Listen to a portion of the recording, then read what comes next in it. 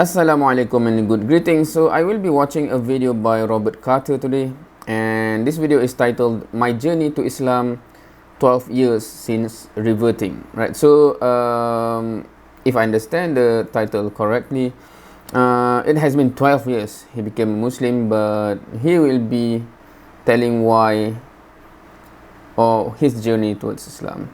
So I guess without further ado, let's watch.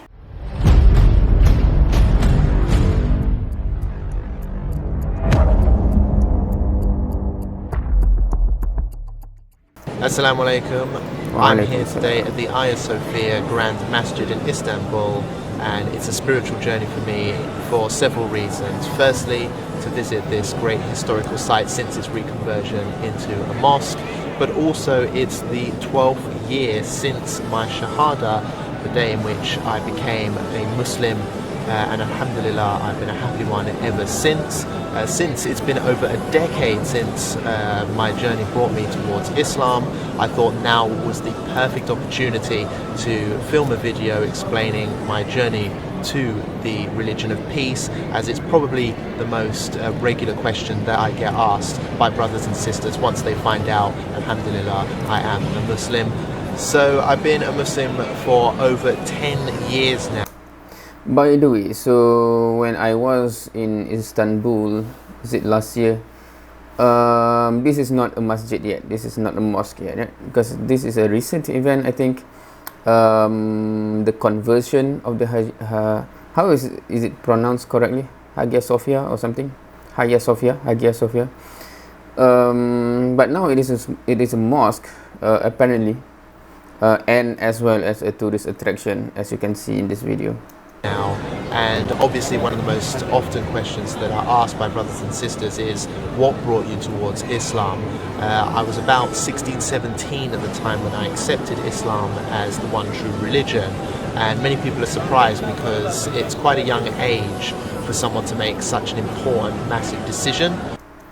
I would say that for a teenager to make such a decision, and normally we tend to think that teenagers' decision is not gonna be a long-lasting decision, right? Because it's in that years where you are finding yourself.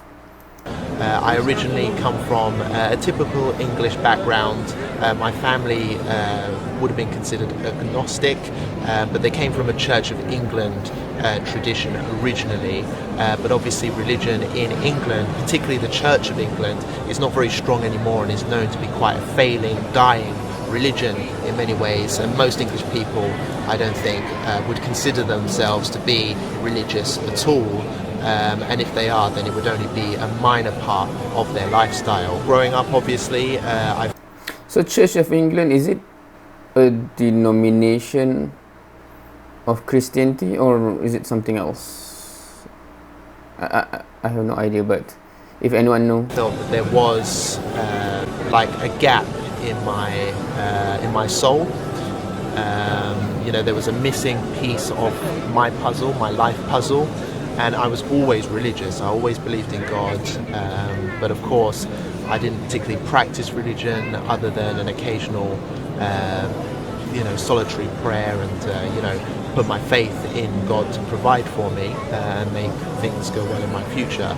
But day to day my lifestyle was very typical, and I felt as if there was something missing from my lifestyle as a result. When I reached the age to go to secondary school, I began mixing and mingling with different groups of people from different backgrounds. That's when I first started to meet with Muslims. I had friends from Lebanon, I made friends from Mauritius, which came from an Indian Muslim background originally, and from there I began to see how they lived their lives, and why during Ramadan, for example, fasting was very important to them whilst I'd still be eating and drinking. They would take breaks during lessons or during the break period to go off and pray while everyone else was playing football outside.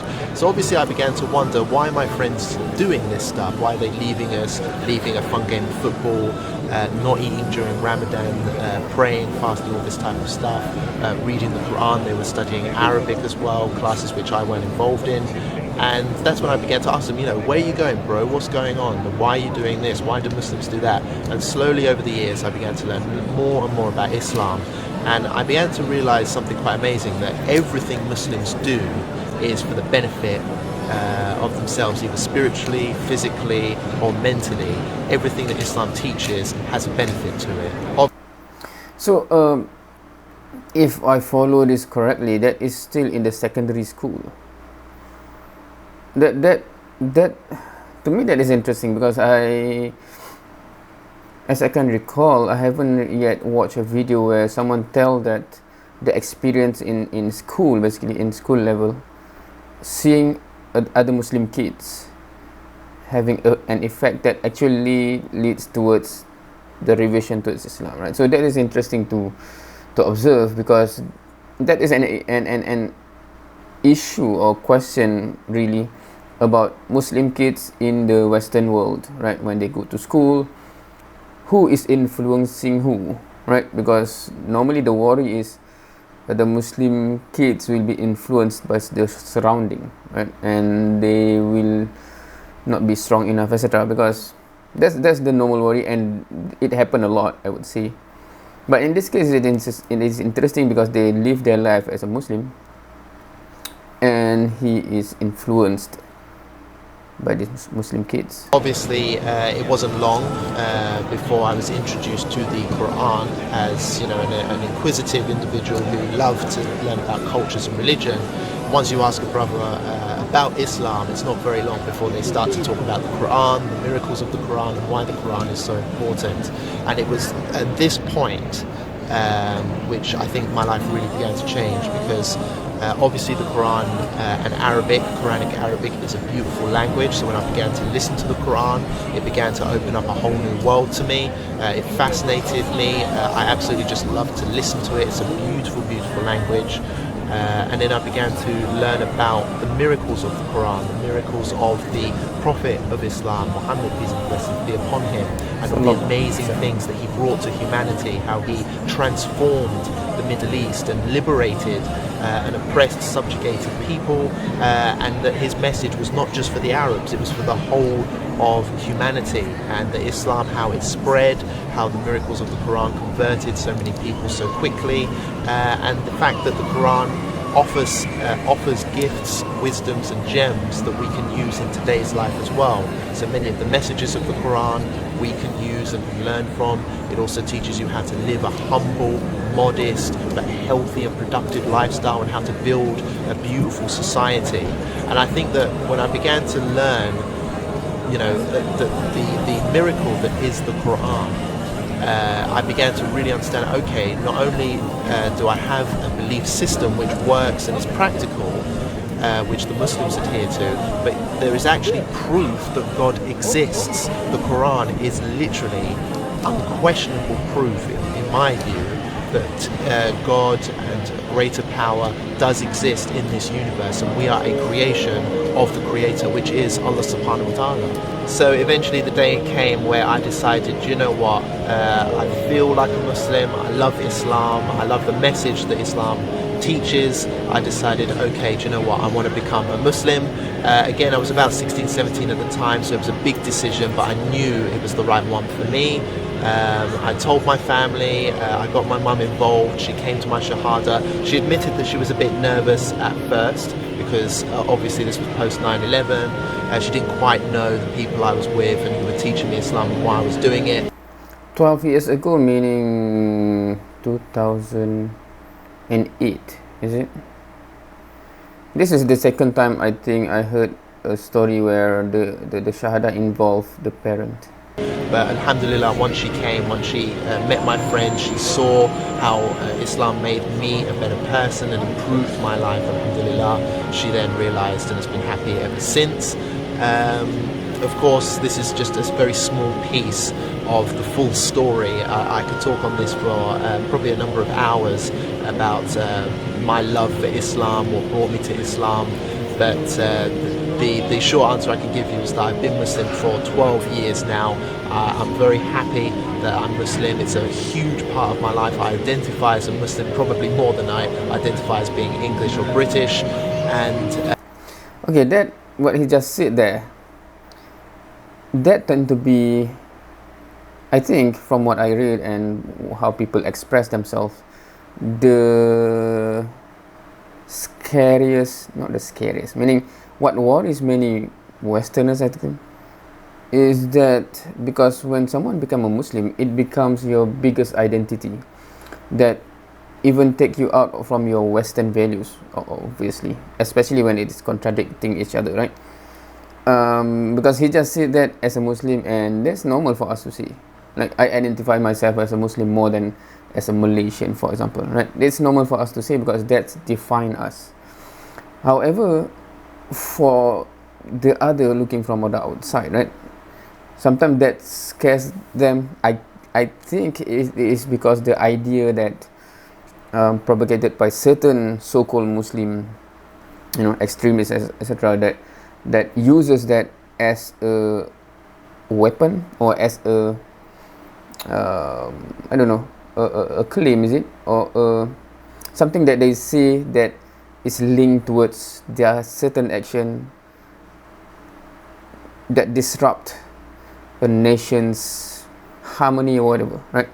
So I think that I think I'm trying to understand why certain people become so fearful and afraid of Islam. But what was just said, I think is part of what tend to be the normal within the normal narrative of why Islam should be feared of in a certain part of the world, because they will say that it is not compatible with Western values, for example, and then if we allow this Muslim to come in, etc., etc., and it will disrupt the whole those kind of things. My life has gotten better and better as I've learned more and more about the religion and how to practice it and how to be a better Muslim and to bring me closer towards Allah subhanahu wa ta'ala and Deen and Islam. So of course, if you have any further questions, do please post them. This should be among one of my first YouTube videos on my new YouTube profile, and I'm also going to post it on Facebook and a small intro to it on Twitter as well. So please check out my new YouTube channel, ask me any questions you have, and if you are interested to hear a longer version of my journey to Islam and how I've been doing over the past few years, then please do let me know, and inshallah I will make a more in-depth version and perhaps answer some of your questions in that video as well. Thank you very much for tuning in, and inshallah I'll be bringing you more reaction from my journey here in Turkey, Istanbul. Okay, Alhamdulillah. So the important thing is, Alhamdulillah, he is a Muslim, revert. Of course, it happened a long time ago, 12 years. But still, Alhamdulillah, Alhamdulillah, it's always a happy news as a Muslim to hear someone, finding the truth, basically. Maybe I will check out this channel more. It does appear because this channel is relatively new, because when I was searching for this video, it was re-uploaded in another channel of Revert story, right? So I tend to try to find the original uploader so that watch from their own channel how they presented it themselves. That's my preference, so hence I find this channel, and it seems there are only several videos uploaded, and this is among the first, as he mentioned. But anyway, yeah, I have I meaning watch a video about a teenager that revert to Islam. I don't think so. That is interesting, because I don't even know at 17, 18 years old I have even make any big decision in my life. So that is interesting, and Alhamdulillah, it seems that he is still committing towards it, and inshallah for the rest of his life. With that said, thank you for watching. See you next time.